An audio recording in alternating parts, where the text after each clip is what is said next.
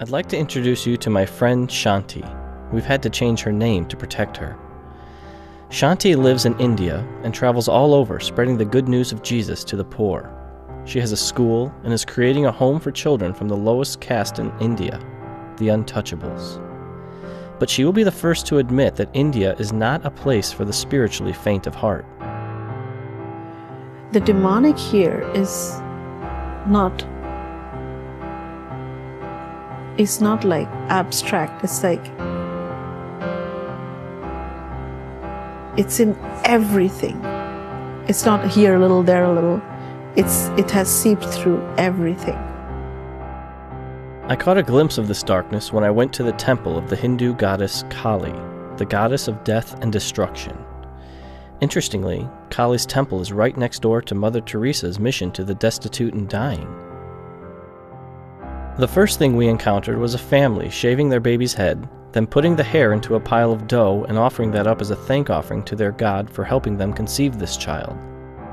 Then we witnessed one of the craziest things I've ever seen, a goat sacrifice. First, the family whispered their prayers into the goat's ear, then they all went here, where they then chopped off the goat's head and anointed the entire family, kids included, with blood from inside the goat's neck. But I hadn't come here to visit Hindu temples. I had come to hear about something horrendous that was taking place in the Indian countryside of Orissa. Thousands of Indian Christians have been massacred by Hindu extremists over the last 2 years, and the news media is all but ignoring it. So Shanti organized a meeting where survivors of this persecution could come together in unity, in hopes of finding some solace and healing through their common bond, Jesus. Our attempt to attend this meeting ended when a train in front of us derailed, nearly killing us all. We left a camera with Shanti and were forced to smuggle it out later. It started in May, June, July, and then August was really bad. And then it didn't really stop, the persecution, and nobody knew about it from outside because no media was allowed to come in even then. So nobody knew that it actually started so long ago. So many homes burned. So many families killed.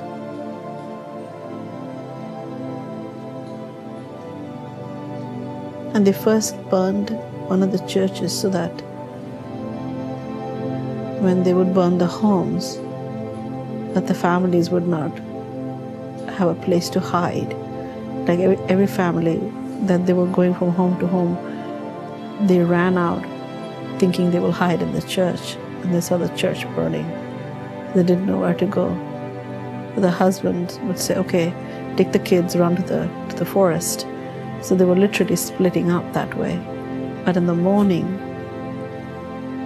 the wives couldn't find their husbands, and the husbands couldn't find their children or their wives. Of course, days later they found out kids were killed, husbands were killed, wives were killed, so they ended up with like so many members of the family just gone. एते बड़ बड़ खंडा ठेंगा एते बड़ बड़ काटी धरिकी पूरा एमती एमती जो करूछंती आमे जो खाली से समय एमती खाली थरुछु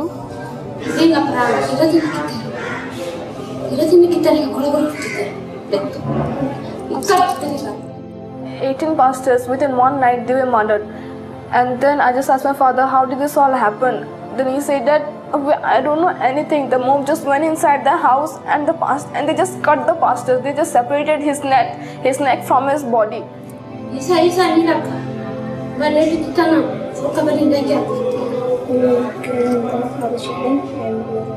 And then I asked Jesus, oh God, why is this all happening to us? Why is this all? We didn't do anything. We didn't kill that guy now. Then why are you giving punishment to us? Then my mom said that, no, you're lucky that you have been part of this. You know, it's written in the Bible that blessed are the people who are persecuted for the name of Christ. And a friend of ours, of course,